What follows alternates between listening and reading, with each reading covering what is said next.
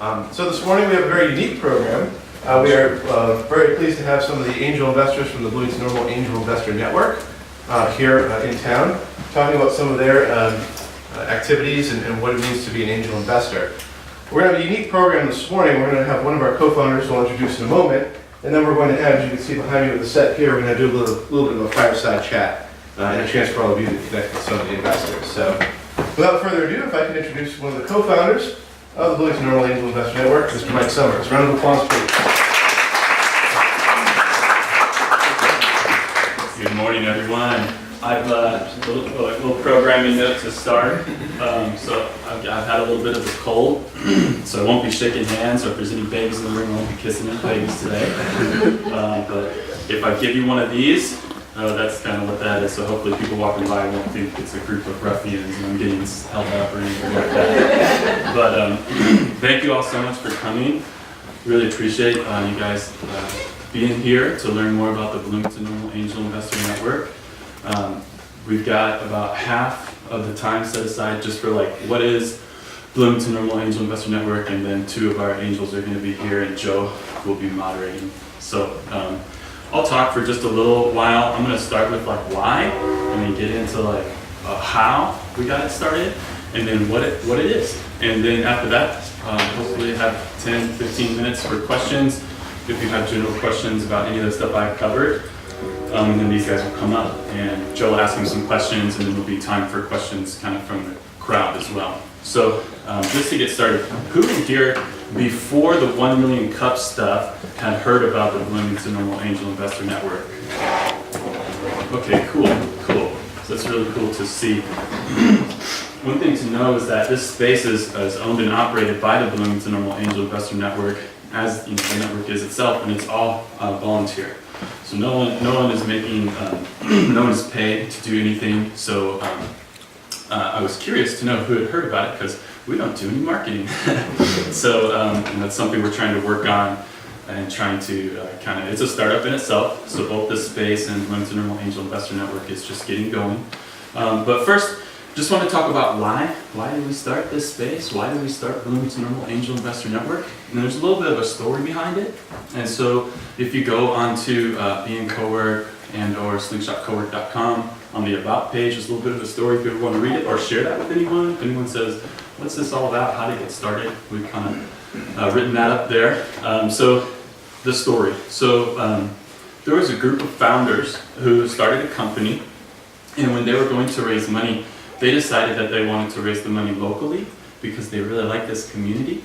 And so instead of going up to Chicago or down to St. Louis to raise money, they decided to do it here locally, and it took a long time. At the same time, they were trying to build a product, and that took a long time. And so in trying to build a product, they were trying to recruit developers. And to do that, they did these things called hackathons. And what the hackathons were, they're pretty focused and specific on this one initial startup. But what they did is they hosted hackathons every Friday night. And so the founders, after they got off work about 4 or 5 p.m., worked until about 5 a.m. on Saturday for about 3 years to get the company to the point where people would say, oh yeah, I'll invest in that. It was a lot of hard work. In order to recruit the developers, we basically threw a programming party, and we called it a hackathon. A little bit different from your traditional hackathon, but we ordered pizza and had music and drinks, and we went and recruited. Some of us were still students, some of them were still students at the time, and so they went to the programming classes at ISU and had flyers and handed out flyers to the developers and said, hey, we're having this programming party. If you think you're good enough to keep up, you should come out. And so kind of challenged them a little bit. And so like I said, about 3 years of doing that, we had a company and a product that investors would then say, hey, I'll invest in that. And so this space exists, and we always said that we were in this leaky basement in downtown Bloomington. Great place, don't get me wrong, but it was not this place. And so we always said that we thought the community needed a space like this where people could come and work and entrepreneurs could use it as an asset to recruit teammates and have some energy going, have some events where people can meet, that kind of thing.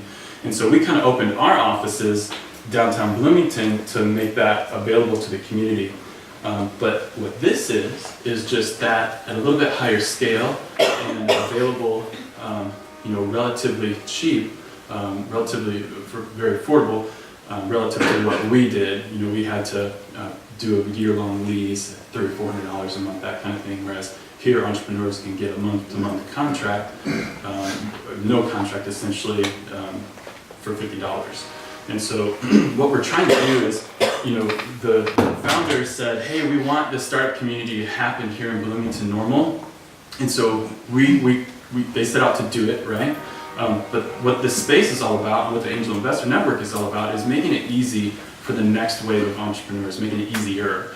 And so what we did when we raised the money is we went out and met with several people, and they introduced us to other people, who introduced us to other people, who introduced us to other people, and it took us a year or more, 2, maybe 3 years, to meet all the people who would say, yeah, you know what, I'm interested in angel investing. And they might say, no, I'm not interested in this deal, but I'm interested in other deals, if you have other deals. And so we kept hearing that, and we said, okay, we're just gonna get all those people that we spent all that time to meet with, and try to put them in a room once a quarter, so that the next wave of entrepreneurs wouldn't have to go do all that work. And that's what the Angel Investor Network is, really quite simply, is it's just all the people that we happen to come in contact with, so it's not like an inclusive representation, or it's not an accurate representation of all the potential angel investors in the community. We hope one day it will be. And so we're inviting any accredited angel investors to come out and do that, but like I said, everything's volunteer now, so there's no real marketing. But it is kind of expanding into the community, and we are getting people to start help us spread the word, like bank presidents and stuff like that, who've heard about the why of what we're doing, which is, again, we just want to create some assets for the startup community so that the next wave of entrepreneurs wouldn't have to put in all that work. Not that it was bad in any sense, but it just took a lot of time. And so our hope is that the next wave of entrepreneurs can just spend their time focusing on their startup and benefit from the work that the other entrepreneurs kind of laid out ahead of them, and just want to share all that work with the next generation. And so that's the why, right? And that again also got into kind of the how with the hackathons and with all the coffee meetings and lunch meetings that took a long time. But then the what. So what is it? So the Bloomington Normal Angel Investor Network is a group of people that come together once a quarter for private local capital formations. And so the deals in there basically, what is a capital formation? So a capital formation, quite simply, is just all the resources coming together that a company needs to move forward. And if you do angel investing, or if you're around angel investors, or if you're around entrepreneurs, what you'll quickly come to find out is much more than cash. There's services, professional services, there's real estate often involved, all kinds of a range of things. The Bloomington Normal Angel Investor Network does tend to focus more on the cash aspect of it. And so if entrepreneurs are ready, they can come in and say, hey, I've got this deal, looking to raise X amount of dollars. They'll say maybe it's a convertible note at 20%, and pitch their deal, and that's ideal, right? If they have a framed up deal that an angel investor can say yes or no to. But in our formation stages, that's not always the case. And so our entrepreneurs in our community necessarily aren't at that position, but we still want to invite them in to get help. So it's very similar to 1 million cups at the same time. So we have some people, for example, there was a gentleman from Pony Pack who presented last quarter who had several patents on an underwater breathing apparatus, contracts with the Navy, contracts with several other people, and he was raising $1.5 million. At the same time, we've got entrepreneurs coming in as with partnership with ISU and the George R. Martha Means Center, who has a fantastic program that they basically have a fund set aside. There's a representative here. Terry, if you want to raise your hand. So Terry's here with the Means Center. Thank you so much for being here. It's a wonderful place. They kind of look after the entrepreneurship track at ISU, which I graduated from. Fantastic program there. And they have a set of funds set aside where they just gift students money with no exchange of equity, just to kind of help them get going. So we've got people asking for $1.5 million, we've got people asking for $2,000 to get a camera body. just to help them. And so that whole range comes in where someone here is just talking about their passion and their idea, and the angels are giving them help, with ideas and connections and things that they can help with, all the way to a purely financial, I just need the money, I got it set up type of a situation.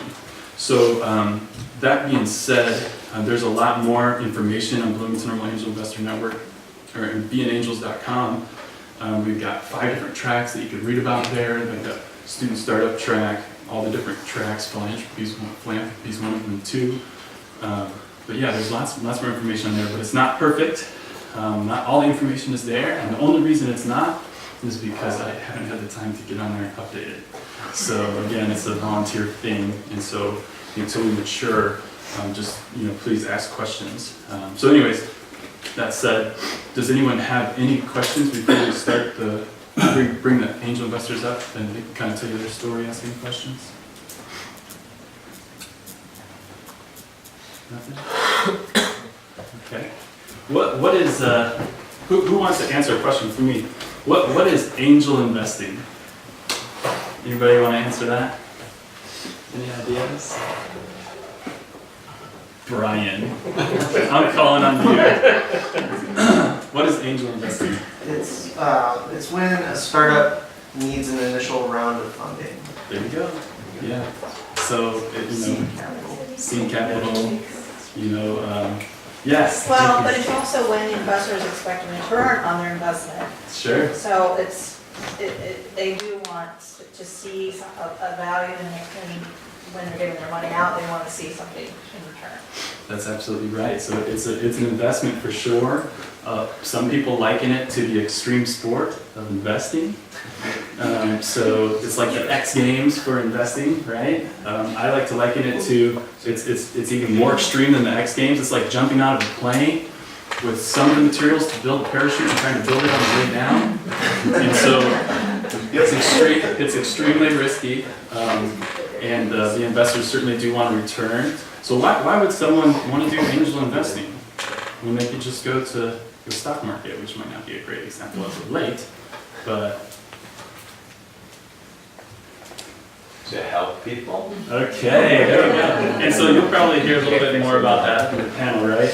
But, so some people like to understand the kind of what we call in the Angel Investor Network the intangibles surrounding a company and people's values and how they're going to make decisions.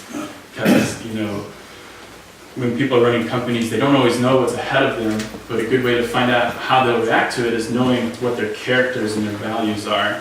And so you get to understand the people behind the company a lot better when it's local, and it also is like kind of reinvesting in the community, that sort of thing.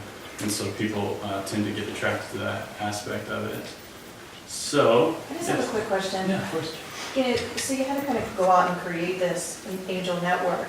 It wasn't here before. It's in other communities and been in other communities for a long time. It's not like we don't have capital in this community. It's not like we don't have people that don't want to help other people. Yeah. It's not like we don't have entrepreneurs.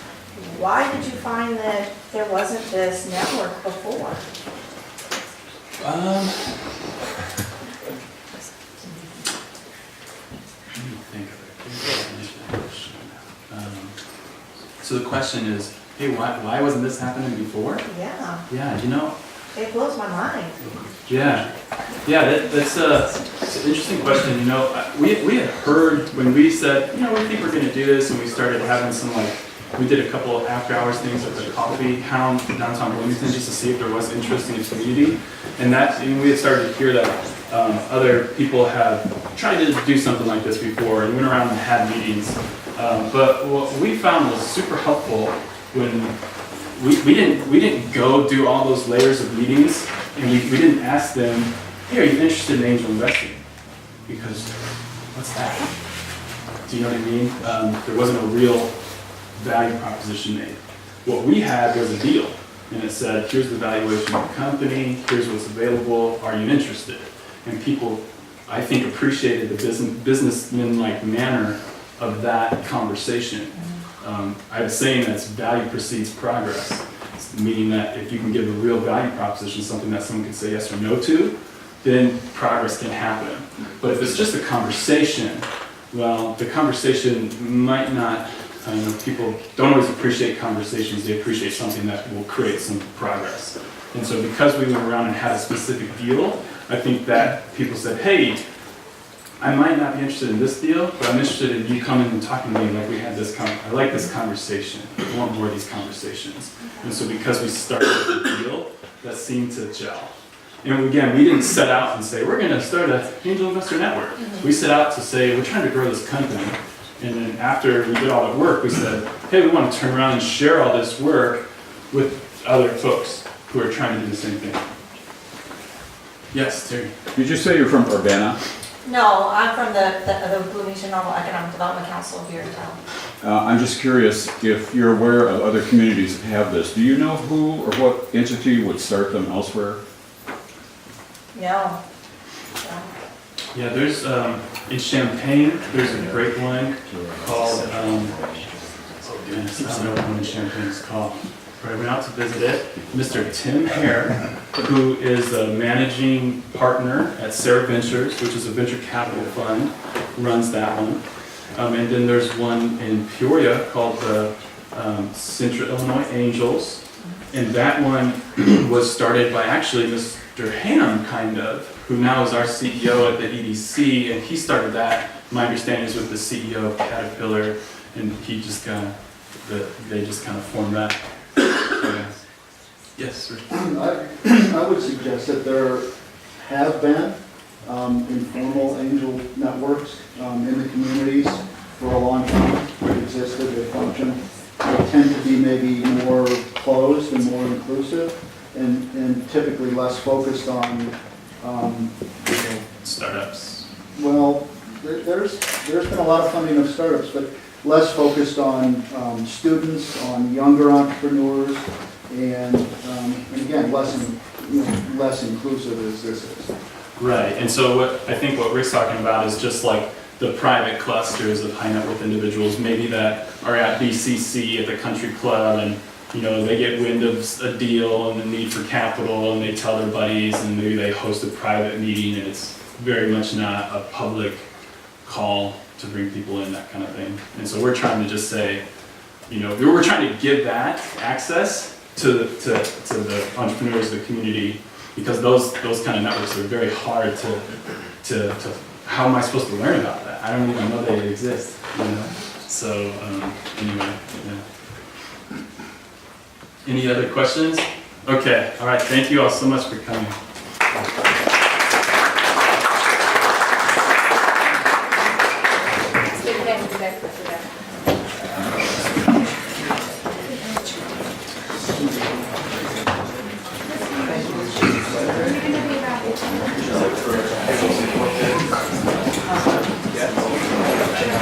Hey, John, you ready? You guys are up? Oh, all right, I'm gonna do a quick intro of the next guys. So we got some students headed back to class. Y'all haven't had a chance to meet the Unit 5 Creative Entrepreneurs class. Julie here is the teacher, so Prof, you could talk to her and ask questions, but it's absolutely incredible to meet you. So Just entrepreneurs thinking younger and younger. These were their ideas are so impressive. all right, so I want to introduce the angels. These two guys are part of what we're calling our founding angel members. And so founding angel members had their dues kind of waived, because again, the Angel Investor Network, we're trying to get dues so that we can have a full-time person and do all the stuff that's not volunteer basis, and run a little more intentionally. But these guys, their dues have been waived. They're part of our founding member group because of their significant financial and or otherwise contributions to the startup community. So these are the guys that helped our startup community get started. Without guys like these, this space wouldn't exist. Angel Investor Network wouldn't exist. Some of the startups in town wouldn't exist. Some of the people in this room wouldn't have jobs, all that kind of stuff. And so these guys really went out and said, okay, I'm going to jump out of that plane and try to build this parachute for the community and with everybody. So I want to welcome John Harris and Rick Jepp. John, Central Michigan University grad. Worked a very tech-focused guy. In specific, he's like a developer's worst nightmare, kind of ish, because he walks up and says, "Oh, you think your product is good? Oh, I'm going to show you how it's not." And so he does that. He has his own company. He's an entrepreneur in his own right. Dalmahoy, is that close? Good enough. Sorry. Dalmahoy, I'm going to say corporation. It does application testing for a large insurance company in town. And so also I've worked for PeopleSoft and done other cool things as well. Member at ECU Christian Church, blogger on BibleJournal.net, and all around awesome guy. So that's John. I like John a lot. I also like Rick. Okay. Rick has a more formal bio, which I'm going to read so I don't get it wrong. All right. You can make something up. Oh, I want to read this for sure. Excuse me, sorry. Okay. So Rick is a senior vice president at CBRE.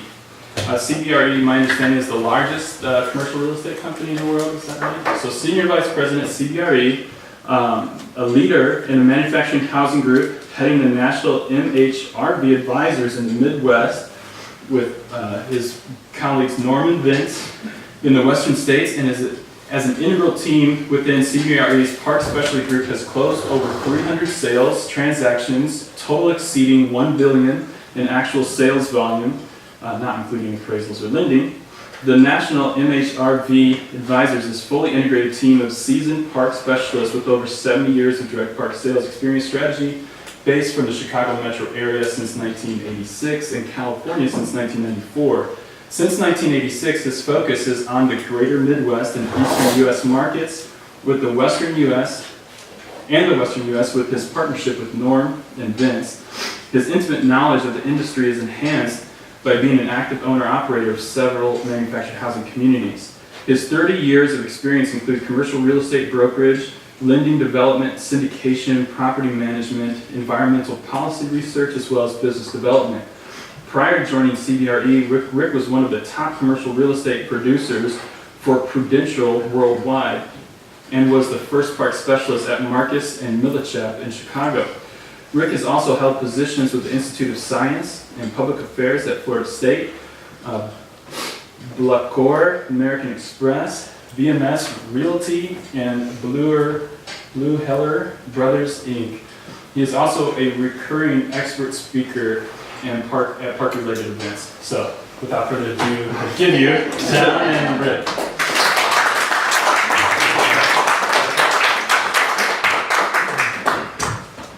And I'm Joe.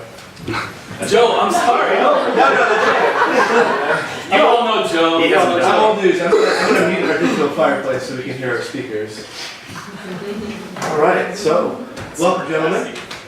I think Mike did a great job explaining sort of what, among other things, the what of angel investing. But I want to know what it means to you guys. You know, maybe how you got involved, and you know what all that entails for you guys. So, John, do you want to start? Sure. Well, first I want to say, I'm just so thrilled to be here and seeing folks who care about just being here and finding out what's going on in our community, with the startup community. I wish I was more like you, because for a long time in my life, I really didn't care, and that's part of the reason I did get involved. I kind of had this spark that kind of forced me to get a little more curious, and so I heard about a local startup, and I heard about the hackathon that Mike Summers was referring to, and I heard about it. So I thought I'd just show up and see what's going on there. And there was a lure of food and drink, so I will admit that was part of the reason I went. And not knowing any of the folks who were there, I just showed up and started kind of paying attention to see what's going on. And I saw something that I didn't expect to see, just this collaboration and energy. And I thought it was going to be like work. Like, I'm going to go there, maybe I'm going to help them test, maybe I'm going to do this, it's going to be boring. And I left there completely energized. Just watching these folks create, so they're building something, and they were there without being paid, and they're having fun creating, building, and collaborating, And that to me that was like my example of, I didn't expect this to happen, and seeing something so exciting like that, and then taking that back to my job where I did get paid, that actually, in every single story I'll tell about angel investing or working with Slingshot Co-work, every single one of those leads back to, it's helped me with my own career outside of, so that to me there's a giving principle. I thought I was going to go and give some time, I did, but I got back way more than I put in. And I'll start with food and drink. I'll start with food and drink. Is that the same hook for you, Rick? No, a little bit different. Just the opportunity to be referred to as an angel. Was You've been sitting on that one, haven't so, you? yeah, I have for a long time. And really, throughout my life, I've tried to think of, how I engage the world as giving something back, trying to leave every place and every person a little bit better. And that's a lot easier said than done. I've had that idea for a long time. I don't know that I've been able to actually implement or deliver on it very well throughout my career. But probably the big shift for me was I had a pretty successful career in commercial real estate. And it was financially rewarding. There were a lot of accolades. I wish I hadn't sent Mike my profile. I would have preferred something a little bit more, sort of relevant to the moment. But it does sort of speak to the transition. And so I would say maybe not sheer boredom, but just the general dissatisfaction of making a lot of money and seeing, net worth grow. I wanted to do something more. I wanted to make a difference. I wanted to, have fun. Not that I know how to break people's, applications as well as John, but I wanted to do something that involved a local community. Most of my transactions were all across the country, and then I would come home to Bloomington, and I had a wonderful, list of friends in cities, everywhere but here. And I thought, gosh, I've been in this community for a long time. I would like to know my community, and I would like to do business in my community. So through a series of invitations to get involved in economic development, and some other local projects with some of the mayors and the EDC, I started to get involved. And interestingly enough, one day I met some people that had similar ideas about how to grow the community, and we talked, and actually Mike was one of them. And one day Mike came to me and told me that he knew how I could achieve my goal of growing the community. He had this wonderful strategy for me to implement my plan, and it turned out it was his idea for a company. And months later I realized that, but at that point I'd already invested in it. Actually, that doesn't sound right. But Mike's very good at collaboration and finding common goals and mission. And we had this conversation about this idea to create a web application that would help grow the community's economic base and create opportunity for employers and people trying to invest in their careers. And I loved it. And then he said, hey, how would you like to invest? And I asked him what that meant. And he said, well, would you just help a team of developers go up to a conference in Chicago and build a prototype that would demonstrate this thing that we're talking about that we're both interested in. And it wasn't a lot of money, but it was a significant investment. And I thought about it. What are the chances of this turning into an investment that gives me a financial return? I figured it was pretty low at that point. And then I thought about it a little more. And I thought, well, what's the worst that happens here? I help some people go build something and form a team and start to grow an idea. And if it blows up, they still have done something that they wouldn't have otherwise done, and it will lead to something else, and it will lead to something good for them and maybe the community. And so that was the thing that got me. I love the emphasis on community and sort of having that local impact. And I'm wondering, as you guys go around the community, what have you heard when you talk about hey, this concept of angel investing, and I'm investing in these companies, and I'm hearing these pitches.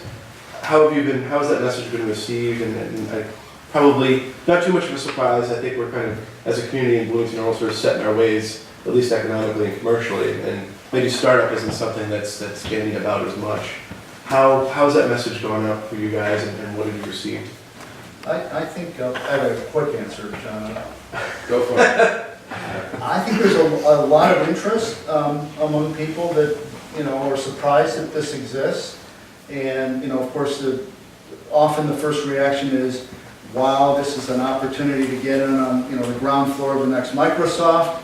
And, maybe, but probably not. It's maybe, there's probably a few iterations before you get to the next thing that goes big. But, it's not really to do it for that. It's to do it, for the sake of trying to help grow something. And yeah, sure, some of these companies are going to take off. Some of them already have. And that's an exciting thing. But it's not, so I think helping people sort of true up their expectations a little bit with, with I think the goals of this network has been an interesting series of conversations. But people are responsive to that. Joe? So from my own story with that is, I didn't understand what it was, and I didn't really, and I think that's when I talk to other people about it, at first they don't really grasp the concept, and that was like me until I got engaged a little bit more, and Mike touched on a couple times the need for marketing on something like this, and I definitely see the need for marketing that's educating people as to why does this exist, why is this necessary in our community, why should you get engaged, what's in it for you, or what can you do for others in it. Great. And what areas, maybe a little bit here locally, but in sort of the macro view, what areas do you see as growing in the general marketplace? Is it Internet of Things? Is it marketplace disruption? What are you seeing at sort of a grander level? Of economic growth? Of economic growth, startups, what areas? Deal flow? Can you say deal flow? Yeah. Is that what you mean, like what kind of deals, what kind of industries, that kind of stuff? Yes, just in general. I mean, you don't have to speak personally necessarily, but what do you see out there in the marketplace? Well, interestingly, the quarterly meetings of the Angel Investor Network are a sort of a snapshot, that really helps to answer that question. We're seeing a broad range of innovation. We're seeing people really take old, traditional economic models and try to apply technology to them to make them more efficient. We see people just taking technology and combining it in new ways. We see a lot of innovation. It's a very diverse forum because we have innovation that's driven from the university, in the laboratories and things that are, really advanced intellectual property that are looking for capital or collaboration or guidance. And we see people that have unfulfilling jobs that are trying to figure out a way to do the thing that they like and do it in a way that matters to other people and make sure that it matters so much that a lot of other people will want to acquire this service or product. And so I'm not really answering your question because I don't know that I'm prepared to comment on sort of, the transitioning economy as much as just sort of the window through which we see that here at the Angel Investor Network.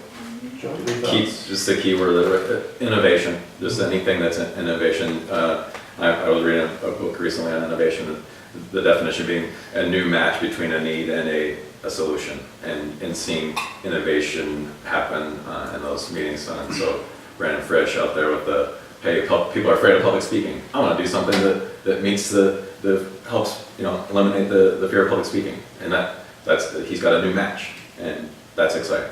That's great. And what advice we've got a lot of innovators, speaking of innovation in the crowd, what advice would you give to someone who has a startup or is starting a startup? What words of inspiration or what rah-rah speech can you give them this morning? I just read something in a magazine, and I'm going to go back to a publication. You can take us out of order, okay. That's all right. Well, We're I'll careful. be sure. It's never run out of money. Was what Well, that's sound advice. Tough time to follow. Big hammer that. You have anything for us? I would, encourage people to listen to the Kenny Rogers song about the poker player, you know? So, just to build on John's idea. Very good. Well, one last question before we take questions from the audience. We always ask our speakers, what can 1 million cups do for you? So here's your opportunity to solicit some feedback and some interaction with the crowd. What would you like to see people do here that could help the angel investors? Oh, okay.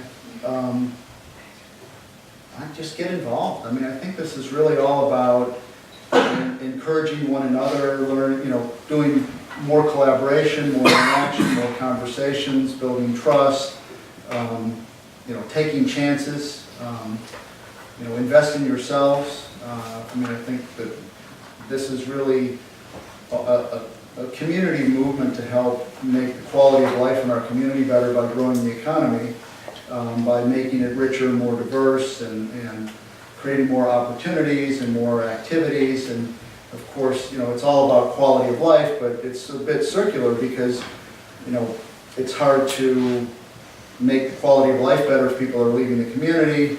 And so how do you make the community better? By getting people to stay, how do you get them to stay if it's not better?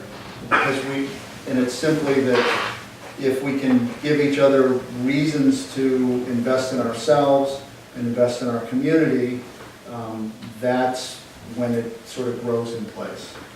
And so, I think, more better conversations. That's my solution to everything in business and life. And I actually, the first guy that sort of said that to me, I had a really brilliant mentor.